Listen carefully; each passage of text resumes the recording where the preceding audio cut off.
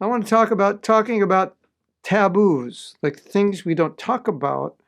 And by not talking about them, they become a problem because by not talking about them, we can't process them within ourselves. And also by not talking about them, we don't hear that other people are having similar problems. So then we think, well, I'm the only one who's having a problem because nobody's talking about this. So everyone must not be dealing with this. And that is really, really bad.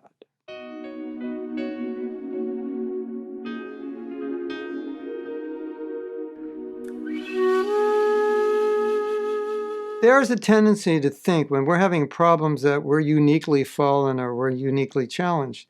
When everyone who has a physical body is challenged pretty much in the same way, it's just the degree to which they're challenged and to the degree to which they can cope with it, react to it, deal with it, how much resilience they have, how much determination they have. So recently we were talking with some devotees, and they were saying that in certain sports disciplines, like in mixed martial arts and so forth, jiu-jitsu and other things, you have different belts. So everybody knows who you are, and you know who you are. So there's no like, I'm supposed to be up here type thing, and I'm down here and I'm miserable. It's just, this is where you are. But in Krishna consciousness, we have like one thing. You're all supposed to be black belts. And so I'm not a black belt, but I think I'm supposed to be a black belt. And nobody else is like telling me they're not black belts, so I think they are, and I think I'm the only one who isn't.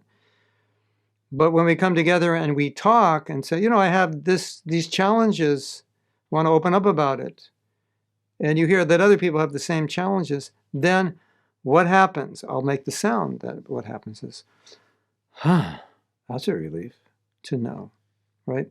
So there's a lot of things we don't talk about because we're supposed to be black belts and we're talking like white belt stuff. And it's embarrassing if you think you're the only white belt. So we just started doing a course on sexual purity. And I think there's nothing really more true about taboo talking than this. And from my experience, we really need to talk about this because this is a real challenge and we really need to face it. And talking about it is one of the best ways to face it. And I'm not saying we talk about it and rationalize it, but we talk about our challenges and we get ideas and strategies, tools, develop attitudes, and so forth by sharing and by hearing other people's struggles and how they dealt with it, and knowing that other people are struggling in itself is just like such a relief. So I just want to share my last thought on this because I've been thinking about this a lot, because in this course, a lot of people are coming forward with their struggles and we're discussing them, and we're all humans. We all have struggles. And my realization in this particular struggle, or any struggle which we are having, that's very, very difficult. It could be struggle in having good relationships. It could be struggling with past trauma. It could be struggling with past addictions, bad habits, anger, whatever it is. That's something that's usually difficult for us. If we're going to deal with it, we have to come to this point that somehow or other, I'm going to commit to overcome it. And I don't know what I have to do, but I'm going to find out, and whatever I have to do, I'm going to do it.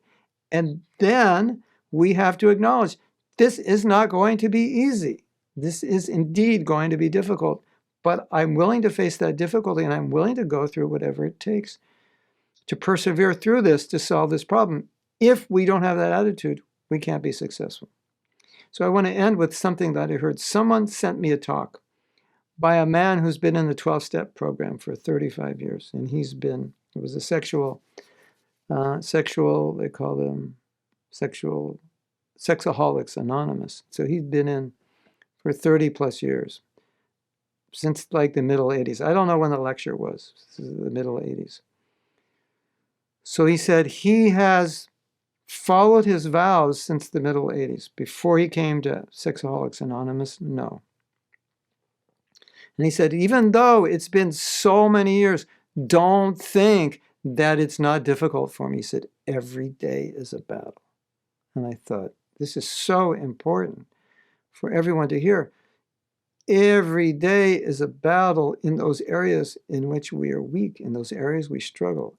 Every day is a battle. Even for very advanced devotees, often, there are certain things they battle with. It may be resentment. It may be a lack of self-confidence. It may be feelings of guilt that they're not serving Prabhupada as best they can.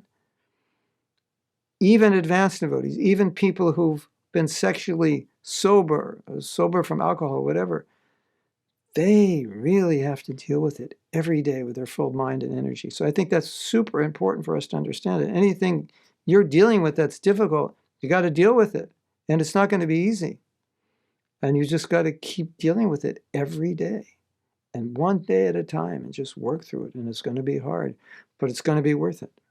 And I think this is a very, very important message for all of us, not just people dealing with sexual difficulties, but any difficulty. We're really going to have to face it and work hard every day to deal with it. And if we don't, it's going to control us. Our habits will take away our own personal willpower because we'll be controlled and manipulated by habit rather than our own intention. And this is really important to understand.